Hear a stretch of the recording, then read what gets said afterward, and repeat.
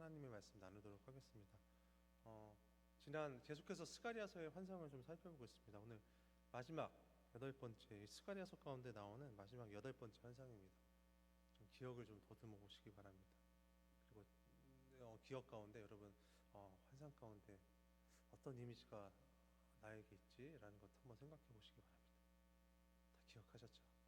지난 7번째 환상에 여러분과 함께 환상을 여러분과 나누었고, 특별히 여러분 첫 번째 환상부터 5번째 환상까지는 이스라엘 백성들에게 이 귀환한 이 포로 생활을 마치고 귀환한 이스라엘 백성들에게 하나님께서 성전 재건의 사명을 주시고 그냥 버려두신 것이 아니라 이 환상을 통해 위로하시고 힘주시고 능력을 주시는 그 하나님의 모습을 우리 첫 번째 환상부터 5번째 환상까지 우리는 그렇게 살펴보았습니다.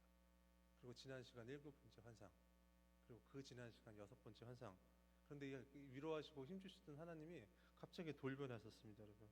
그 하나님이 갑자기 돌변하셔서 이 죄를 이렇게 언급하시는데, 죄를 다스리시는데, 다스리심의 모습이 너무나 엄하셨던 하나님의 모습이셨습니다.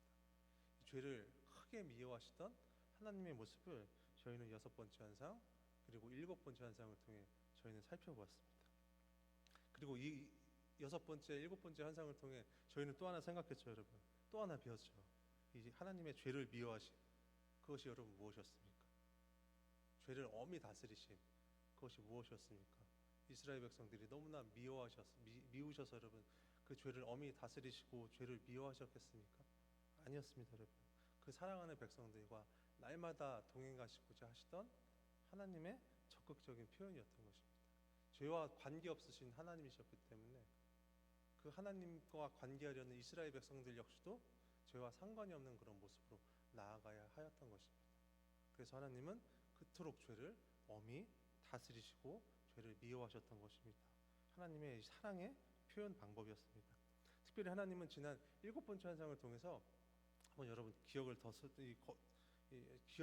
한번 해보세요, 여러분. 7번째 환상. 여러분 7번째 환상 가운데 어떤 일이 있었지? 여러분 7번째 환상을 통해서 저희는 이 곡식을 측량하는 이 에바라는 것을 함께 살펴봤습니다. 이 에바라는 것을 살펴봤는데, 특별히 그 에바 속에 한 여인이 들어있음 역시도 저희는 7번째 환상을 통해 살펴봤습니다. 그런데 성경이 이야기하길 이 여인이 여러분 죄를 상징한다라고 이야기합니다. 이 죄를 상징하는 여인이 에바 속에 들어있는 것을 저희는 환상 가운데 보았습니다. 그리고 하나님께서는 그 천사를 통해서 에바의 입구를 막으시고 그 죄를 상징하는 그 여인을 꼼짝 못하게 하시는데, 꼼짝 못하게 하실 뿐만 아니라 하나님은 이 천사를 시키셔서 여인을 가둔 에바를 바벨론으로 아예 옮겨 버리십니다. 여러분, 너희가 스스로 죄의 문제를 해결하지 못하니까 이제는 내가 일할 테니 내가 너희로 하여금 다시는 죄와 상종하지 못하게 하겠다라는 하나님의 의지가 계셨던 것입니다. 죄의 문제에서 여전히 빠져나오지 못하는 이스라엘 백성을 향한 하나님의 강한 의지가 그 가운데 계셨던 것입니다. 이처럼 하나님은 온 이스라엘이 해결하지 못하는 죄의 문제를 해결하시고자 그 백성들을 위해 친히 개입하시는 분이십니다. 그 죄의 문제를 해결하시고자 그 백성을 대신해 친히 싸워주시는 분이십니다. 이러한 하나님의 전적인 은혜와 신실하심을 우리는 지난 시간 7번째 환상을 통해서 발견할 수 있었습니다.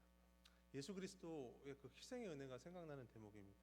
예수 그리스도께서 그 백성들의 죄를 위해 이 땅 가운데 강림하셨고, 어디 강림만 하셨습니까, 여러분?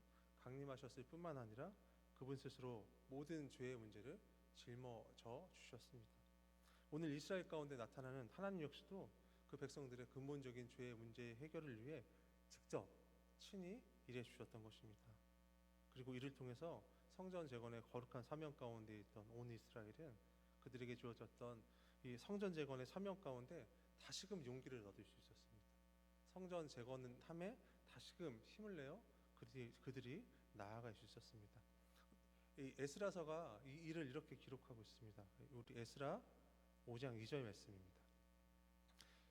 이에 스알디엘의 아들 스룹바벨과 요사닥의 아들 예수아가 일어나 예루살렘에 있던 하나님의 성전을 다시 건축하기 시작하며 하나님의 선지자들이 함께 있어 그들을 돕더니 다시 성전을 건축하기 시작했다라고 이야기하고 있습니다. 이처럼 하나님은 당신의 사랑하는 백성들의 모든 상황 가운데서도, 어떤 어려움 가운데 있건 어떤 죄악 가운데 있건 그 어떤 상황 가운데서도, 특별히 그것이 너무나 절망적인 상황일지라도 여러분, 오히려 그 가운데 희망의 싹을 틔워주시는 분이십니다. 이스라엘과 관계하셨던 그 하나님의 모습을 여러분 이 시간 기억해 보시기 바랍니다. 하나님은 온 이스라엘의 죄의 문제를 직접 해결해 주셨습니다. 우리 가운데 있던 죄의 문제 역시도 하나님은 예수 그리스도를 통해 모조리 해결해 주셨습니다. 그 모든 사명을 여러분 새롭게 하셨고, 이스라엘을 또한 우리를 위해 돕는 자들을 지금도 여전히 계속해서 예비해 주십니다. 즉 스가랴서를 통해 우리에게 다가오신 오늘 우리의 하나님은 진노하시고 징계하시고 화내시는 하나님이 아니라 진정한 보호자 되시는, 우리의 생각 너머에서 우리를 위해 친히 일하시는 하나님의 권능과 축복과 확신이었던 것입니다. 이러한 하나님의 은혜, 그 권능과 축복과 확신 가운데, 그렇게 하나님의 동행하신 가운데 여러분 지금껏 하나님이 우리와 동행해 주셨습니다. 그리고 앞으로도 그 하나님은 우리와 동행해 주실 것입니다. 그 하나님의 동행하신 가운데 앞으로 나아가시는 귀한 성도님들 되시길 이 시간 간절히 부탁드립니다. 그리고 이러한 하나님의 은혜는 오늘 우리가 함께 살펴본 8번째 환상을 통해서도 우리는 함께 확인할 수 있습니다. 오늘 본문의 배경은 마치 아침 해가 떠오르는 모습을 좀 연상시킵니다. 이 4개의 병거가 2개의 산 사이에서 나오는 모습으로 시작합니다. 1절 말씀 다시 한번 보도록 하겠습니다. 내가 또 눈을 들어본즉 내 병거가 2 산 사이에서 나오는데 그 산은 구리산이더라. 온 이스라엘 가운데 어둠이 걷히고 아침이 찾아옵니다. 우리 구리산이라고 본문 가운데 나오잖아요. 이 구리산에, 구리로 된 산에 여러분 햇빛이 비치면 그게 얼마나 여러분 이 광채가 나겠습니까? 오늘 이 본문의 시작은 무엇인가 새로움의 기대를 갖게 하기에 충분합니다. 그런데 오늘 본문에 보니까 4개의 병거를 각각 다른 4개의 말들이 끌고 있습니다. 2절과 3절 말씀입니다. 첫째 병거는 붉은 말들이, 둘째 병거는 검은 말들이, 셋째 병거는 흰 말들이, 넷째 병거는 어룽지고 건장한 말들이 메었는지라. 이 말들의 모습이 너무나 궁금했었던 것 같습니다. 무엇이든 물어보는 이 스가랴 선지자가 이번에도 역시 그 천사를 향해 이것이 무엇입니까? 라고 그렇게 묻습니다. 이 천사가 다음과 같이 대답하는데, 이 5절 말씀입니다. 제가 세번역 성경으로 좀 읽어드리도록 하겠습니다. 그 천사가 나에게 대답하였다. 그것들은 하늘의 내 영이다. 온 세상을 다스리시는 주님을 뵙고서 지금 떠나는 길이다. 이 천상의 회의를 마치고 마치 천사를 파송하시듯이 내 병거와 말들을 일꾼 하늘의 내영을 하나님은 그 사랑하는 백성들을 향해 지금 보내십니다. 그런데 그 보내시는 장소가 어느 한 지역으로 특정되어지지 않습니다. 북쪽과 남쪽 할 것 없이 천지사방으로 하나님은 이 내영을 보내십니다. 그리고 그 사랑하는 백성들의 삶을 감찰하십니다. 우리 6절과 7절 말씀입니다. 검은 말은 북쪽 땅으로 나가고 흰 말은 그 뒤를 따르고 어룽진 말은 남쪽 땅으로 가고 건장한 말은 나가서 땅을 두루 다니고자 하니 그가 이르되 너희는 여기서 나가서 땅에 두루 다니라 하매 곧 땅에 두루 다니더라. 이 하나님은 아직까지도 이방 땅에 남아 신음하고 있는 그 백성들의 삶을 돌보셨던 것입니다. 여러분 좀 여러분들이 기억하셔야 될 게 있는데, 이 성전 재건을 위해 예루살렘 땅으로 이 이스라엘 백성들이 왔다고 했잖아요. 모든 이 포로 생활 가운데 있었던 백성들이 이 예루살렘으로 다 돌아온 것이 아니었습니다. 그들 중에 일부만 예루살렘으로 돌아와 성전 재건의 사명 가운데 있었던 것입니다. 아직도 수많은 예루살렘에 있었던 인원들보다 더 많은 인원들이 아직까지도 바벨론에서 이 포로 생활을 이어하고 있었던 것입니다. 이제 이방 땅 바벨론에서 이 유리방황하던 삶을 청산하고 그들의 고향 예루살렘으로 귀향함, 그 남아있던 백성들의 귀향함을 지금 하나님은 친히 직접 준비하고 계셨던 것입니다. 이처럼 오늘 본문의 환상은 여러분 점차 밝아오는 아침을 떠올리게 합니다. 직전에 어둠뿐이었던 이 고향을 잃고 흩어졌던 온 이스라엘의 삶에 하나님은 친히 아침을 보내십니다. 온 이스라엘에게 새로운 희망을 기대하게 하시며 기대하게 하실 뿐만 아니라 새로운 희망을 그들에게 선물로 선사해 주셨던 것입니다. 특별히 오늘 본문이 보여주는 이 환상은 앞서 이 첫 번째 환상이 여러분 어둠으로 시작합니다. 어둠으로 시작했었던 이 첫 번째 환상입니다. 그 첫 번째 환상의 이 어두움의 이미지와는 정반대되는 것이기 때문에 여러분 그 의미가 남다릅니다. 스가랴 1장 8절 말씀 다시 한번 보도록 하겠습니다. 첫 번째 환상의 내용입니다. 어떻게 시작합니까, 여러분? 내가 밤에 보니 한 사람이 붉은 말을 타고 골짜기 속 화석류 나무 사이에 섰고 그 뒤에 붉은 말과 자줏빛 말과 백마가 있기로. 이 스가랴서의 첫 번째 환상은 이처럼 어둠으로 시작합니다. 오늘의 본문과는 전혀 다르게 그 배경을 밤으로 설정합니다. 밤으로 그 배경을 설정하며 그 환상을 시작하고 있는 것입니다. 어떻습니까, 여러분? 온 이스라엘에 당시 당하고 있었던 상황들이었습니다. 그들의 처해 있었던 그런 상황들이었습니다. 밤과 같이 어두웠던 그들의 모습을 환상은 이야기하고 있었던 것입니다. 그런데 오늘 본문의 이미지는 전혀 다릅니다. 이전 것은 지나갔으니 보라 새 것이 되었도다. 이스라엘 역사가 어두움의 역사에서 희망의 새 시대로 변화하고 있음을 지금 이 본문의 환상을 보여주고 있는 것입니다. 여러분 그렇다면 이것이 무엇 때문이겠습니까? 왜 그런 일이 그들에게 가능했겠습니까? 혹시 이스라엘이 진정으로 하나님께서 원하시는 거룩한 삶을 살아서이겠습니까? 절대 그렇지 않습니다, 여러분. 오직 하나님이 이스라엘을 기억하셨기 때문입니다. 오직 하나님이 이스라엘을 사랑해 주셨기 때문입니다. 그 하나님이 당신의 백성들을 향해 개입하시고 함께 하셨기 때문에 그 모든 일이 가능했던 것입니다. 여러분 너무나 잘 아시는 욥을 한번 생각해 보시기 바랍니다. 오늘 이스라엘 백성들과 같이 삶에 큰 고난이 있었던 이 욥이었습니다. 모든 자식과 모든 재산을 잃었던 욥이었고 그 사랑하는 부인마저도 자신을 비난한 가운데 있었습니다. 또 온몸에 종기가 생겨서 어찌할 바를 몰랐었던 욥의 삶이었습니다. 그런데 이 욥의 이후의 삶이 여러분 어떠했습니까? 그 삶 가운데 오늘 이스라엘 백성들에게 하셨던 것 같이 하나님의 전적인 개입하심이 있었습니다. 하나님이 욥을 친히 회복시켜 주셨습니다.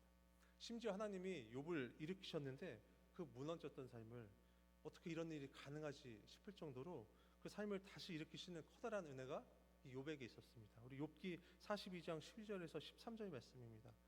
여호와께서 욥의 말년에 욥에게 처음보다 더 복을 주시니 그가 양 14,000과 낙타 6,000과 소 1,000결이와 암낙이 1,000을 두었고 또 아들 7과 딸 3을 두었으며. 여러분 어떻게 이런 일이 욥에게 가능했겠습니까? 하나님이 계셨기에 가능했던 것입니다. 하나님이 욥을 사랑하시고 욥에게 기대하시고 욥을 위로해 주셨기 때문에 이 모든 일이 가능했던 것입니다. 사랑하는 이 시간 귀한 성도 여러분, 우리의 삶에 반드시 하나님이 찾아오십니다. 우리의 삶을 하나님이 감찰하십니다. 우리가 무엇이 부족한지, 무엇이 필요한지, 우리가 지금 무엇을 잘하고 있는지, 무엇을 잘못하고 있는지 하나님은 그렇게 우리의 인생의 길에 다가오십니다. 그리하여 어둠뿐인 것만 같은 우리의 삶에 하나님은 밝은 햇살과 함께 아침을 선사하십니다. 여러분 삶의 고단한 가운데 날마다 나아가십니까? 도저히 헤어나올 것 같지 않은 긴 터널 그 한가운데 있다 여러분 그렇게 여겨지십니까? 우리의 지난날 삶을 돌아보시며 한숨만 진하게 쉬어주십니까? 우리의 자녀들의 삶을 생각하고 우리 사랑하는 가족들의 삶을 생각하실 때 여러분 어떠한 생각을 여러분 가지고 계십니까? 하나님이 함께 하십니다. 하나님이 사랑하십니다. 하나님이 우리의 삶을, 우리 자녀들의 삶을 너무나 잘 알고 계십니다. 우리의 삶에, 우리 사랑하는 자녀들의 삶에 잠시 잠깐의 어둠이 있다 반드시 사라질 것입니다. 반드시 하나님이 주시는 새로운 희망의 시대가 반드시 일어날 것입니다. 왜 그렇습니까, 여러분? 우리 모두가 하나님께서 절대 놓지 않으시는 그분의 거룩한 자녀, 백성들이기 때문입니다. 제가 잠시 저희 이야기를 좀 들려드리겠습니다. 너무 딱딱하게 말씀만 전해드리는 것 같아서 제가 지나가는 말로 좀 몇 번 말씀드려서 아시는 분들 계실지 모르겠습니다. 제 큰 아이의 이야기입니다. 요즘 큰 아이 때문에 소리 지르지 않는 날이 없는 것 같습니다. 사춘기가 찾아왔습니다. 6학년 됐거든요, 여러분. 6학년도 얼마 안 있으면 좀 끝나죠, 여러분. 9월달 지나고 이제 10월달을 다가오고 있는데 이 큰아이가 사춘기가 드디어 찾아왔습니다, 여러분. 좀 안 왔으면 싶은 마음도 있었고 올 거면 좀 늦게 왔으면 좋겠다라는 좀 생각이 있었는데 사춘기가 찾아왔습니다. 기본적으로 요즘 저를 보는 눈이 이렇습니다. 상당히 기분 나쁘더라고요. 네. 저한테 하는 기본적인 소리가 왜? 뭐? 아니 제가 그렇게 걔한테 크게 잘못한 것도 없는 것 같은데 항상 짜증 섞인 소리로 저에게 이야기하고 저를 대하고 있습니다. 초등학교 6학년이라 어제랑 오늘 수학여행을 이 아이가 다녀왔어요, 여러분. 수학여행을 갔는데 한 이틀 3일 더 있다 왔으면 좋겠다 싶을 정도로 집이 너무나 평온하더라고요. 그래서 어제 큰아이 모르게 작은 아이와 함께 치킨을 시켜 먹었습니다. 너무나 평화로운 게 좋아서 이렇게 큰아이 몰래 치킨까지 시켜 먹었습니다. 사춘기 맞는 것 같죠, 여러분? 이쯤 되면 맞는 것 같아요. 사춘기 맞는 것 같습니다. 그런데 이 사춘기 정말 얘랑 한두 마디, 뭐 두세 마디 섞다 보면 같이 이게 화가 치밀어 오르는 사춘기의 초등학교 6학년 이 큰아이.